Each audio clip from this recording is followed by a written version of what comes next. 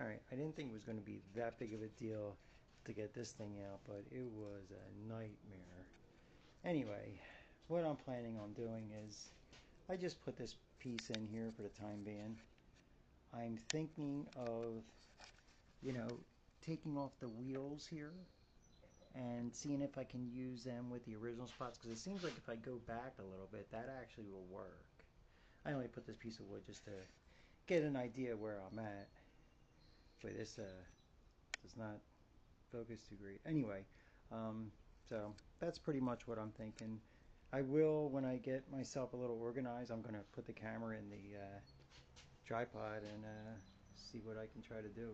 Seems like it keeps getting blurry though.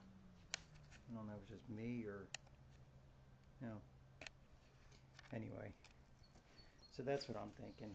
It's probably the easiest. It's going to come out the side just like the other one. I guess for the time being, I just got to figure out where I'm going to put the batteries at. You know, same with my batteries here. I'll just take this out and start over again. You know, it's crazy. It'd probably just be easier for me to just start over, but half it's already done. So I'll see how it works out, and if I don't like it, then I'll build something new.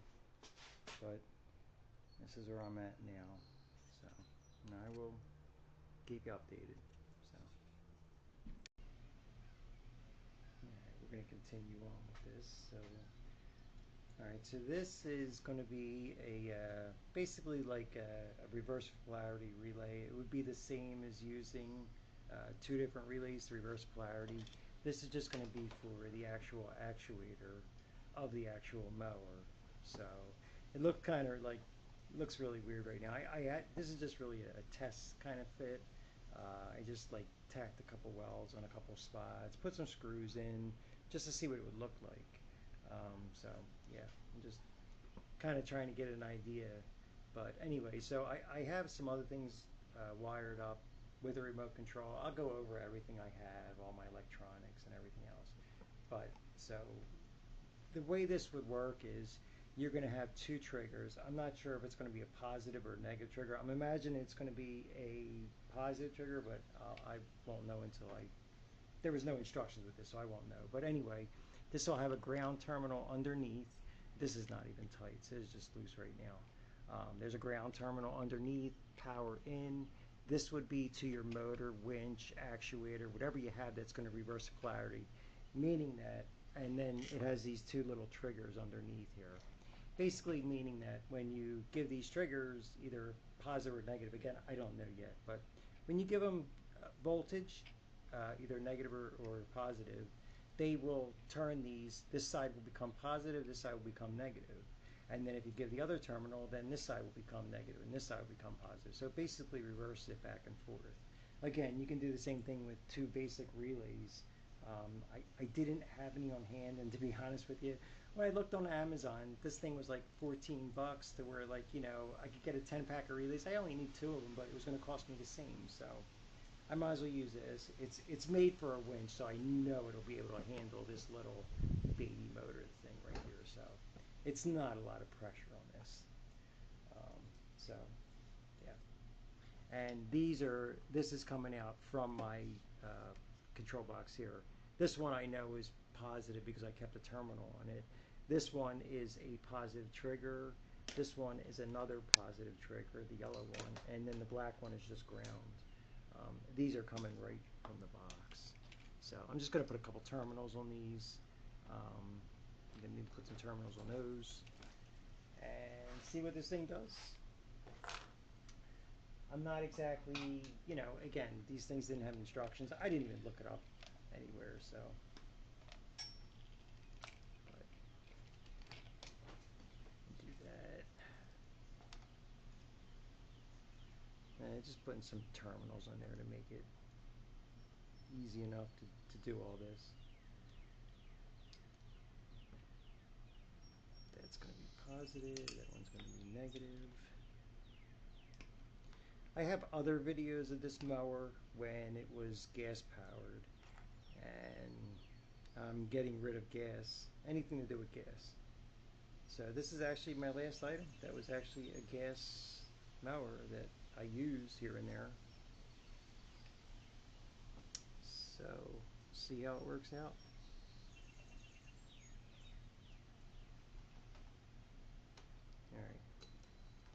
I'm really hoping it uses a positive trigger, because it'll make my life a lot easier. Because that's what I have everything on, is positive triggers. If I have to switch them around, I'm going to have to go inside this box and change the triggers from positive to negative, which is not a big deal. It's just I didn't feel like getting into it.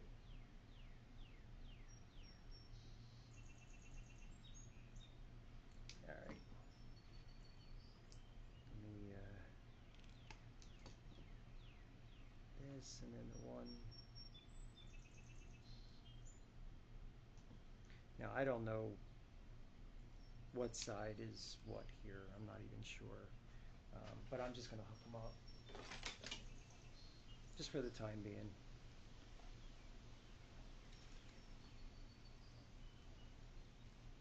50-50 chance. It's not going to matter. I can either move it one way or the other way. So.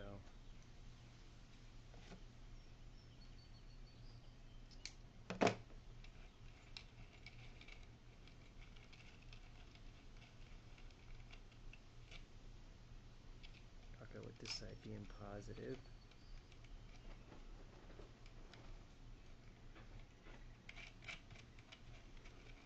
Go with this side being negative.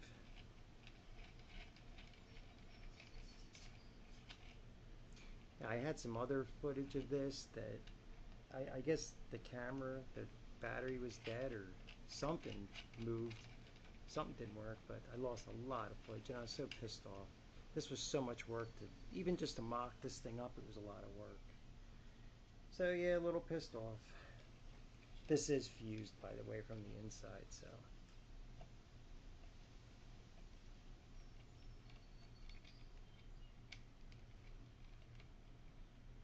Be sure that's the right one.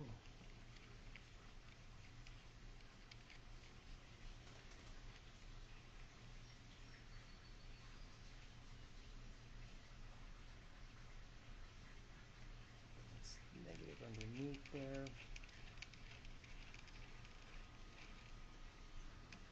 Now the easiest thing I'm going to do first is just try a negative wire, because if it's a negative trigger, it'll click. If it's not, then it won't do anything.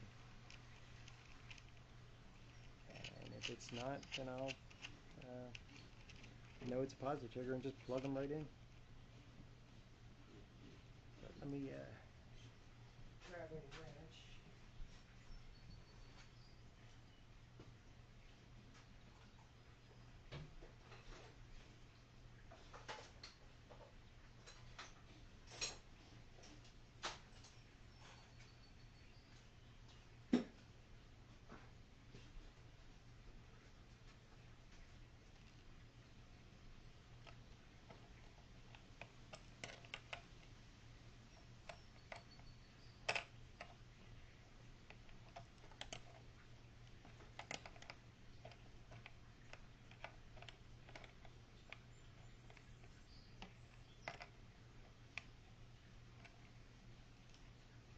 Let's see if it has power now.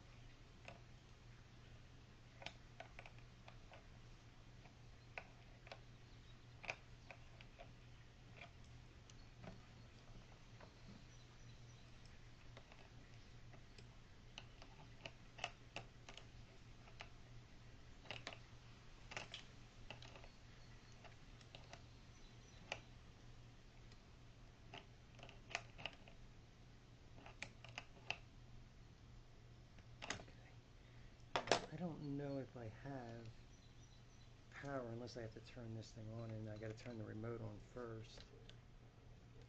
Yeah, I don't have anything right now. I'm gonna have to turn the remote on first.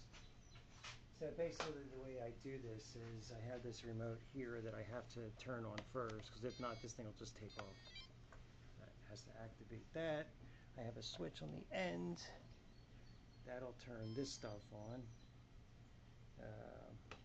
So I have here. So now I should have power. Yeah, there's 13 volts there. So in all realistic, let me get a wire or a jumper and just tap the negative and see if it does anything. Look at that. The wire just sitting around. Just have a video on it. Alright, let's see if this even does anything. Where are we at here? No, doesn't do anything. Okay, so then that means it needs a positive trigger to be on. Let's see. Just out of curiosity. Yeah, there it goes. Okay. Which is great for me because I'm pretty sure that my two on my remote are triggers. Let's see what I have here. I think, is this one of them? Yeah, I'm not sure. That's for the light. Oh, it's because I'm on positive, that's why. Alright. So on the negative. Alright, that one is, oh, I hit the right one. Okay, so that one gives me 12 volts when I hit my switch. Okay, so it'll be easier just to plug these in. Try it through my switch.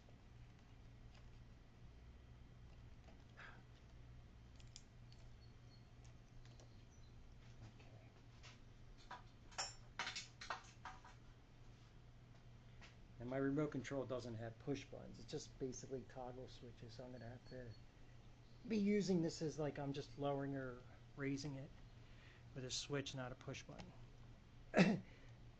These remote controls you can't really change, unfortunately, because they have some kind of, they go through a sequence where it has to see certain things before it'll do anything. So I guess if I do this, yeah, that'll move the mower one way. And that moves the other way. Boy, that thing is loud. But that's I guess the relay part. So if you look at the actuator, I'll show you on the remote here. It's moving that way, and it'll have a safety anyway. Here's the other way. Yeah, it's pretty loud, and it moves out that way. So, all right. Well, that's a win. That's good. I have a light on here that I also use by the remote control, which is actually this one right here. So that lights that up. And then when there's batteries, so this is the other thing I have to change, would be to putting batteries in this thing. As far as, right now I'm just using two DeWalt adapters to run this thing. But basically if you turn this switch on, let me see, that would be, yeah, that's supposed to turn on that. So what's not connected here? Oh, it's the batteries. There it goes. Okay. So when you click this thing on, it just turns on. That'll shut it off. There's nothing hitting. I don't know why it's making that noise. I don't know why when it starts up it does that. But yeah, as soon as you turn that on, it seems like it takes for a second. You know what? I don't know.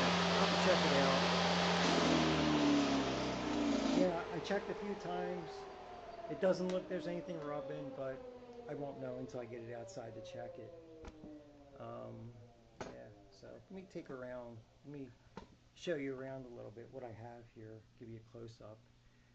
And then the next video will probably be me running this thing. But let me give you a quick close-up real quick of everything. Alright, so this is the remote control, obviously, as you can see it. The switches are on and off. This switch right here, that would turn that light, making that flash. These switches will lower that and raise that. So going around it, I'm using these batteries. They came off of like 36 volt electric vehicle or something like that.